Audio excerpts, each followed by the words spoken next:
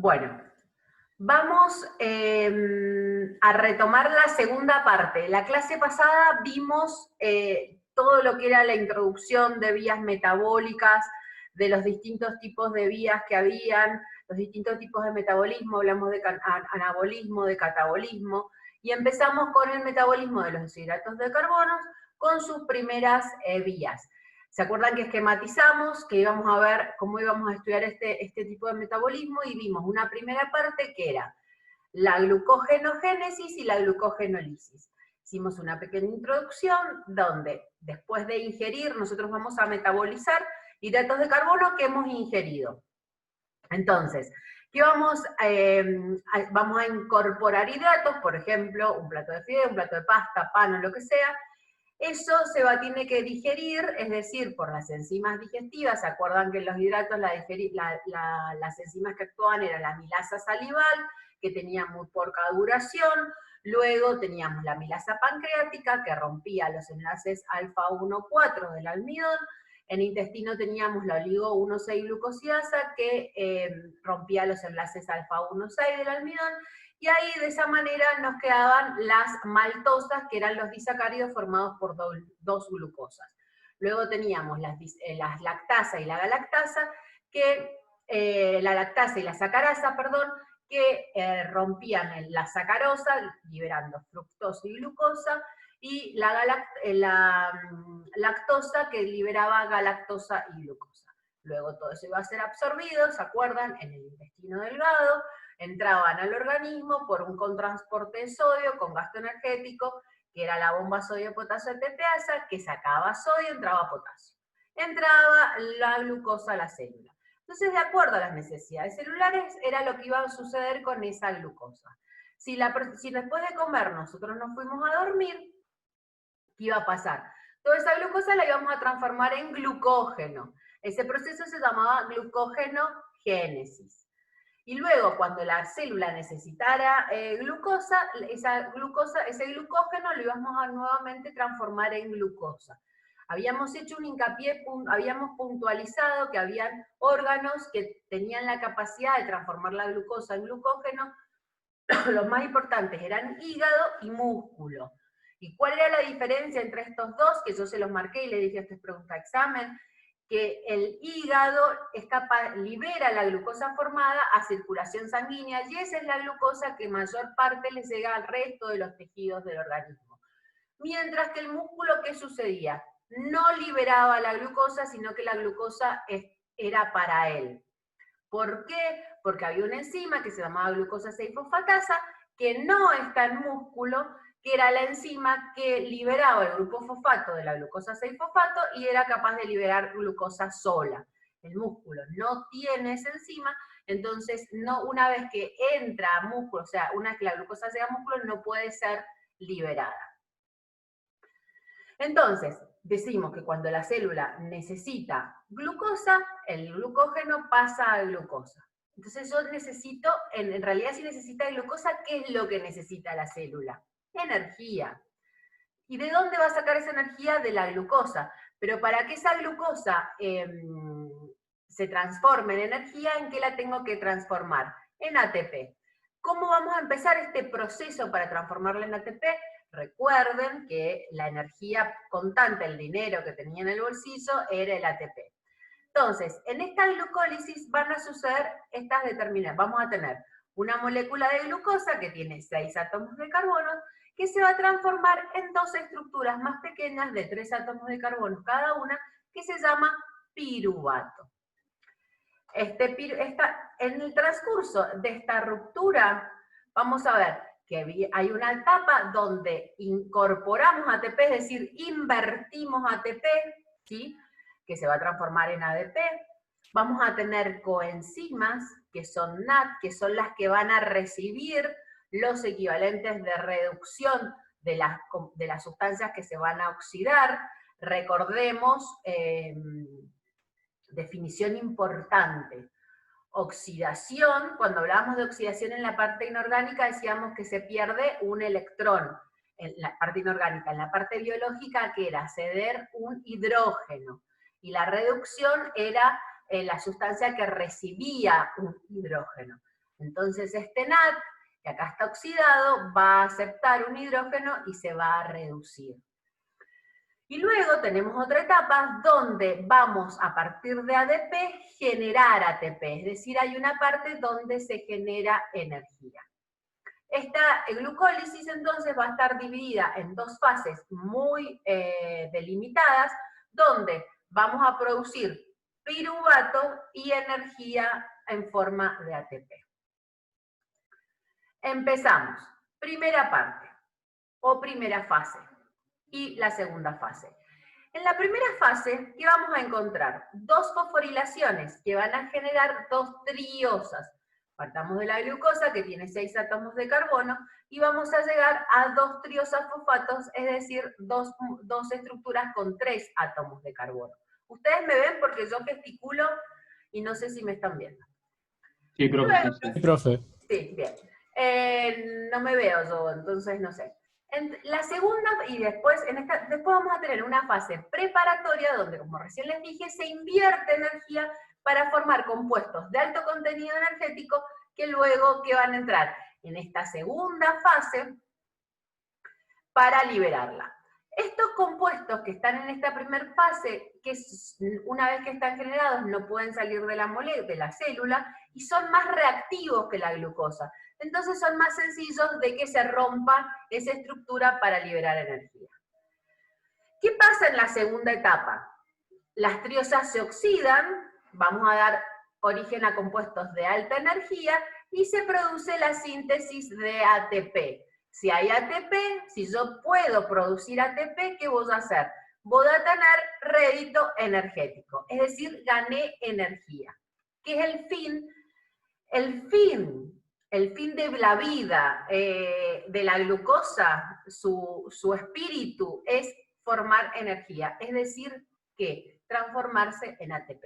Entonces, todo lo que voy a hacer con la glucosa, en realidad, la finalidad de esa molécula de glucosa es transformarse en ATP, porque el ATP es lo que usa la célula para todos los procesos biológicos que tiene que cumplir. Entonces, todas estas enzimas que van a participar en la glucólisis, ¿en dónde se encuentran? En el citosol. Pregunta de examen. Por lo tanto, toda la glucólisis transcurre en el citoplasma. La glucólisis, repito, transcurre en el citoplasma. Arrancamos entonces con la primera fase.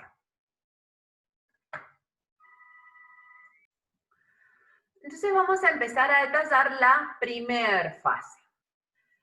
La primera fase, primera reacción, que ya la vimos cuando vimos la glucogenogénesis. ¿Cuál es la primera reacción de la glucosa? La glucosa entra a la célula y ¿en qué se tenía que transformar?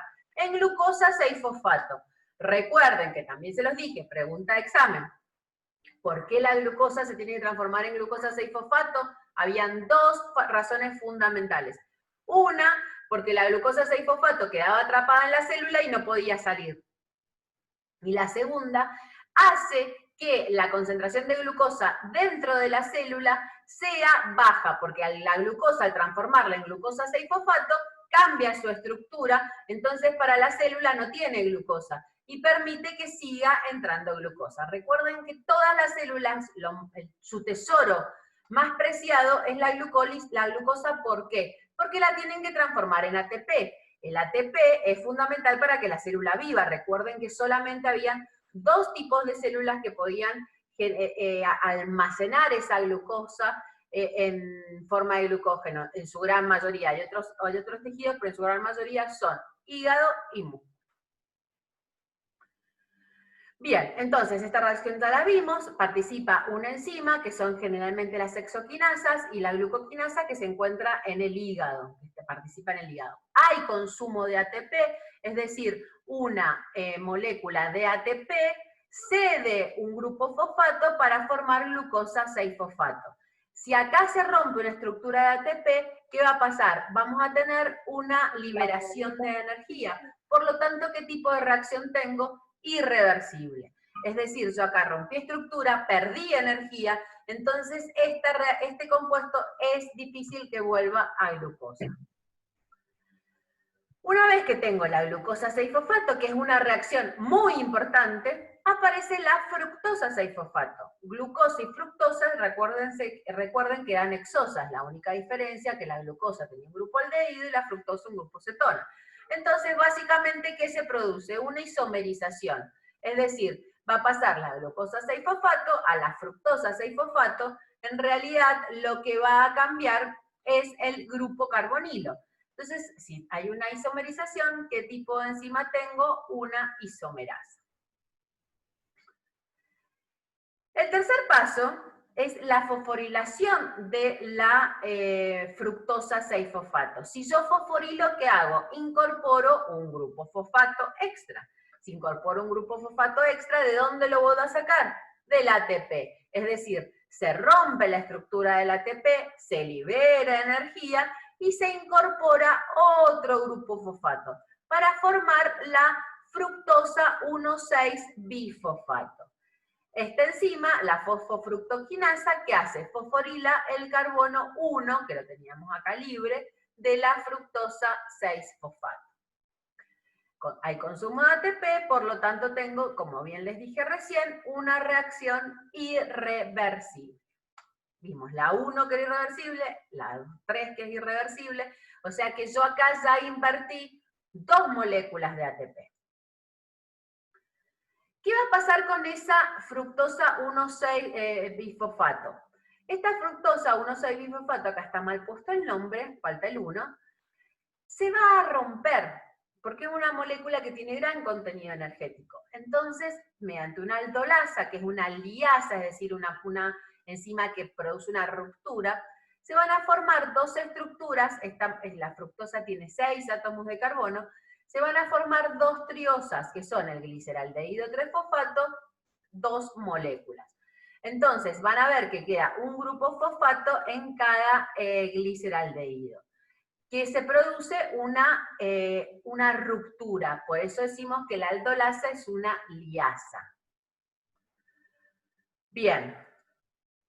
Nosotros en esta primera fase, hasta acá que hemos hecho, invertir energía en la reacción 1 de la formación de la glucosa 1-fosfato y en la formación de la fructosa 1,6-bifosfato. Es decir, en las dos reacciones que hice, invertí. Nuestra segunda parte que dijimos que invertimos para generar compuestos de alto contenido energético para luego recuperar energía. ¿Qué vamos a hacer? ¿En qué quedamos? En el gliceraldehído 3-fosfato. ¿Qué va a pasar con este gliceraldehído 3-fosfato? Se va a oxidar. Si hay algo que se oxida, tiene que haber ¿qué cosa? Algo que se reduce. En la parte biológica hablamos de oxidación cuando yo cedo hidrógenos y en la reducción cuando gano hidrógenos. Entonces, si el gliceraldehído 3-fosfato se oxida, va a perder, vamos a incorporar porque se produce una fosforilación, un grupo fosfato para transformarse en gliceraldehído 1,3-bifosfato. Ahora, si acá yo tengo que el gliceraldehído 3-fosfato se oxida, ¿quién es el que se va a reducir? El NAT, ¿sí? El gliceraldehído se oxida y el NAT se reduce porque es el que acepta este hidrógeno que viene del gliceraldehído. Es decir, yo acabo de tener, incorporo el grupo fosfato, este grupo fosfato va a generar un enlace de alta energía. ¿Está? Entonces acá yo voy a generar un compuesto con mayor energía del que partí.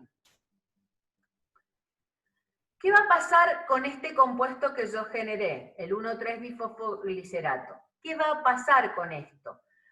Mediante una fosfogliceroquinasa, quinasas son las estructuras donde se producen rupturas, ¿qué voy a obtener? A partir de ADP se forma ATP. ¿Qué significa esto? Que yo recuperé un fósforo, porque del adenosín difosfato, 2 moléculas de fósforo, paso a adenosín trifosfato, 3 moléculas de fósforo, yo voy a recuperar un fósforo del 1,3-bifosfoglicerato, ¿sí? Para transformarlo en 3-fosfoglicerato. ¿Qué va a pasar acá? Este fósforo se pierde para formar ATP. Y acá empiezo a ganar una molécula de ATP. ¿Qué va a suceder acá? Nosotros de una molécula de glucosa obtuvimos 2 gliceraldehídos 3-fosfatos, ¿no es cierto? Y de esos gliceraldehídos 3-fosfatos vamos a obtener 2,1,3-bifosfogliceratos. Por lo tanto, de la molécula de glucosa, yo en realidad en esta reacción, en lugar de un ATP, voy a obtener 2 ATP. ¿Sí? A partir de que la molécula de glucosa se escinde, es decir, se parte en 2, todo lo que yo gano está duplicado, porque estoy ganando por un lado y estoy ganando por el otro también.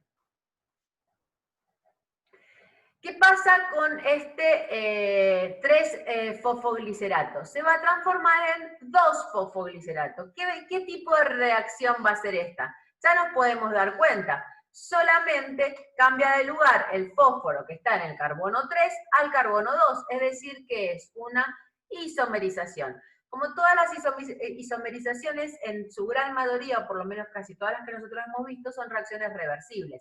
Y las enzimas que participan o son mutasas, es decir, mutan, o isomerasas. En este caso es una mutasa, repito, no me interesa que recuerden los nombres, salvo enzimas puntuales que ya se las he ido marcando, que sí en esas tienen que aprendérselos porque son enzimas que vamos a hacer bastante hincapié. Una vez que formamos el 2-fosfoglicerato, lo vamos a transformar en un fosfoenolpiruvato. ¿Qué pasa en esta reacción?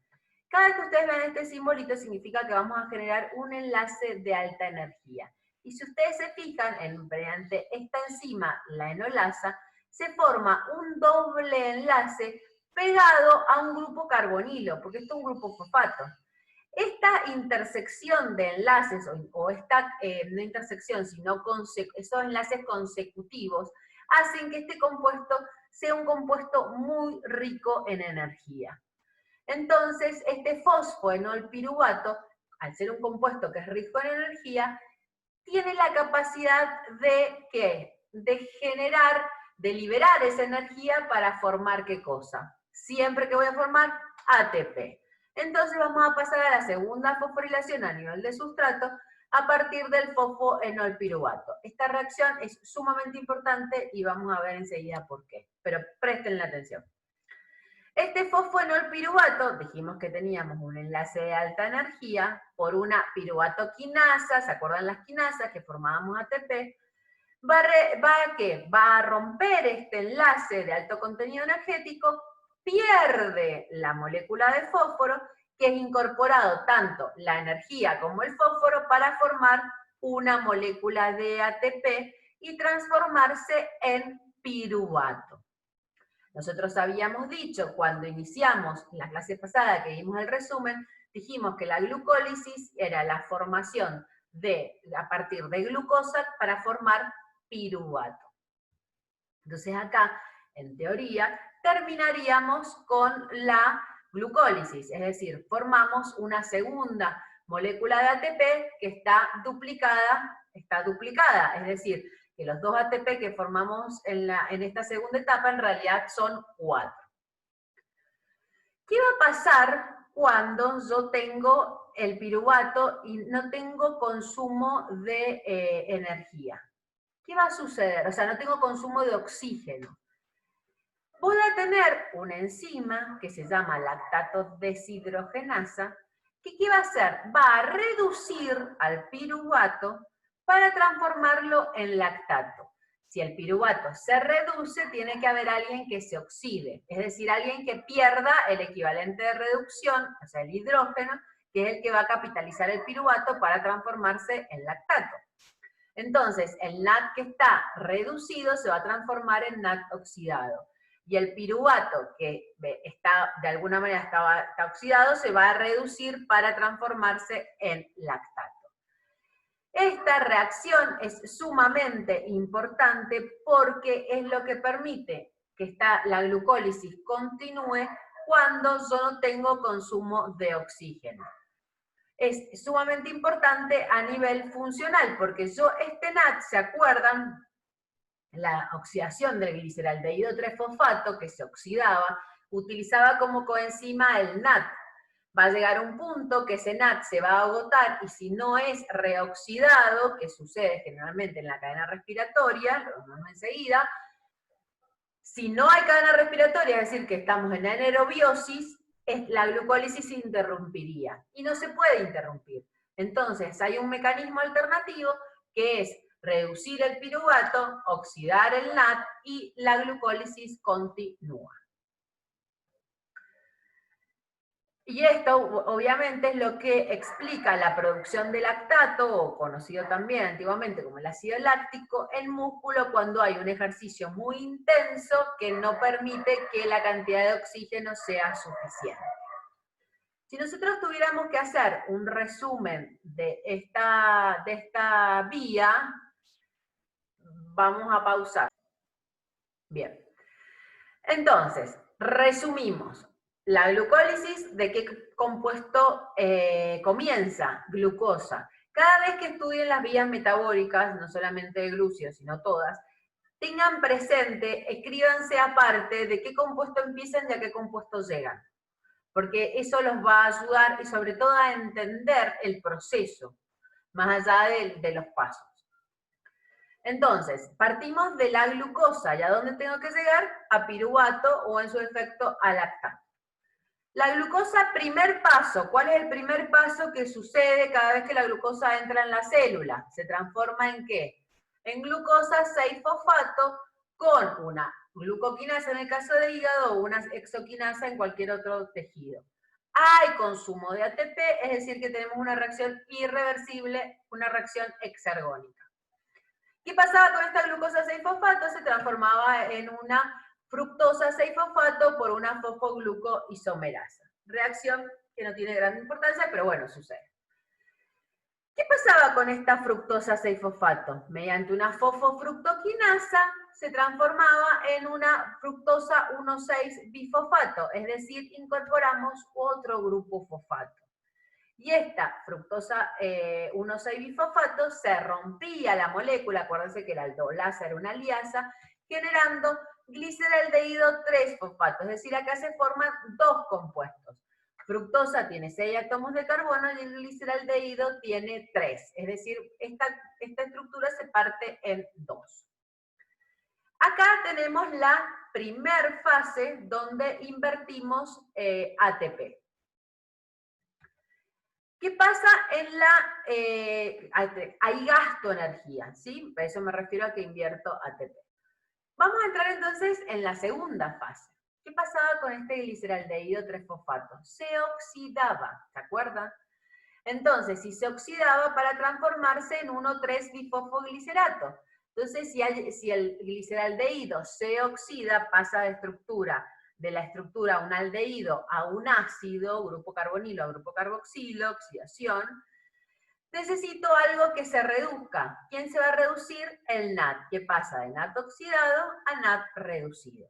¿Sí? Acá yo tengo entonces gliceraldehído se oxida, NAD se reduce. ¿Qué pasaba con este 1,3-bifosfoglicerato? Decíamos que era una molécula que tenía gran contenido energético. Entonces, mediante una fosfogliceratoquinasa, ¿qué va a hacer? Pierde una molécula de ATP, a partir de ATP, en realidad forma una molécula de ATP a partir del ADP, con energía que se obtiene. ¿De dónde sale la energía para este compuesto? ¿Se acuerdan que el 1,3-bifosfoglicerato tenía un enlace de alta energía? Entonces sale la energía, sale el fósforo y forma ATP. Para formarse el 3-fosfoglicerato. El 3-fosfoglicerato, cambiábamos de lugar el grupo fosfato y se transformaba en un 2-fosfoglicerato. Y ese 2-fosfoglicerato que se producía en una enolasa, había reacomodación de las estructuras, se formaba un doble enlace y teníamos el fosfoenolpiruvato. ¿Qué características tiene el fosfoenolpiruvato? Es un compuesto que tiene gran contenido energético. Teníamos un grupo carboxilo con un doble enlace consecutivos. ¿Qué entonces iba a pasar con este fosfoenolpiruvato? Por una piruvatoquinasa, fíjense acá, quinasa, ¿qué vamos a tener? Se rompe ese enlace de alto contenido energético, pierde el grupo fosfato y se genera ATP. Este ATP se libera para formar piruvato. ¿Qué pasaba? Para que esta reacción suceda, este NAT, de alguna manera, tiene que dejar este equivalente de reducción para que quede libre para que pueda aceptar otro. Este equivalente de reducción, como vamos a ver enseguida, se libera en la cadena respiratoria, es decir, con consumo de oxígeno. En el caso que no haya oxígeno, yo necesito un mecanismo alternativo. ¿Y cuál va a ser el camino alternativo? La reducción del piruvato, que se va a reducir a lactato mediante una lactato deshidrogenasa. ¿Sí? Entonces, ese piruvato se reduce a lactato y el NAT, ¿qué va a hacer? Se va a oxidar, el NAT reducido pasa a NAT oxidado, se va a reoxidar. Entonces, este NAT que se obtiene acá es el NAT que en anaerobiosis reoxida el que está acá. Entonces, este mecanismo permite que cuando no haya cadena respiratoria, la glucólisis continúe. En esta segunda etapa, entonces, ¿qué vamos a tener? Ganancia energética. ¿Dónde van a estar la ganancia energética en esta segunda parte? Yo tengo un compuesto que tiene gran concentración de energía, que era el 1,3-bifosfoglicerato, por lo tanto, si yo tengo energía, pierdo un grupo fosfato, voy a formar una molécula de ATP. El otro compuesto que teníamos con gran concentración de energía era el fosfonolpiruvato. Pierdo fosfato, pierdo energía y genero otra molécula de ATP. ¿Sí? Que estos en realidad están duplicados. Es decir, por cada molécula de glucosa se van a formar 2,1,3-bifosfoglicerato, por lo tanto acá yo estoy generando 4 ATP. Ahí está. La importancia biológica de la glucólisis. Primero es el metabolismo de glucosa de absolutamente todos los tejidos. En el caso del músculo esquelético, el tejido adiposo y en el glóbulos rojos. En el músculo esquelético es fundamental porque produce ATP, sobre todo en la contracción muscular, donde los ejercicios intensos, el que no llego a tener un consumo de oxígeno importante. En el tejido adiposo es la única manera y que necesito como precursor para la síntesis de triglicéridos. Y en los glóbulos rojos, donde no hay mitocondrias, y vamos a ver cuál es la principal función que se sucede en las mitocondrias, van a depender única y exclusivamente de la formación de ATP que sucede en la glucólisis. Es decir, esas 4 moléculas de ATP que se generan en la glucólisis van a ser las únicas que tiene el glóbulo rojo como fuente energética. Una vez que termina mi glucólisis, es decir, obtuve el piruvato, este piruvato se va a descarboxilar y se va a oxidar. ¿Cómo se va a descarboxilar? Yo acá tengo el piruvato, va a incorporar una molécula de coenzima A y va a perder un grupo carboxilo. Es decir, va a quedar esta estructura que tiene 3 átomos de carbono, queda con una estructura de 2 átomos de carbono y coenzima A. ¿Para formar qué cosa? La acetilcoenzima A. Si es una descarboxilación oxidativa, es decir, acá el piruvato se va a oxidar, y si el piruvato se oxida, tiene que haber alguien que se reduzca. ¿Quién se va a reducir? El NAT, que es el que va a aceptar los equivalentes de reducción del piruvato. Entonces se va a transformar en la acetilcoenzima A. El piruvato se oxida, el NAT se reduce.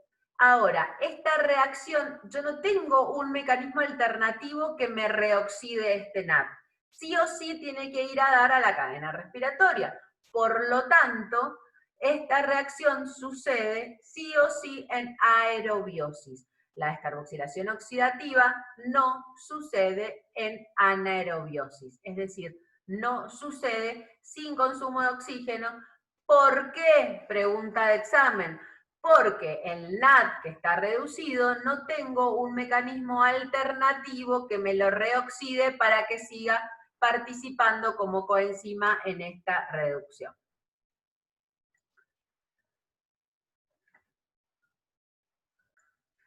La coenzima entonces va a actuar como aceptora y transportadora de estos grupos acilos que van a ser unidos con, van a tener enlaces de gran contenido energéticos que son muy susceptibles a hidrolizarse, que es lo que vamos a ver en esta nueva etapa.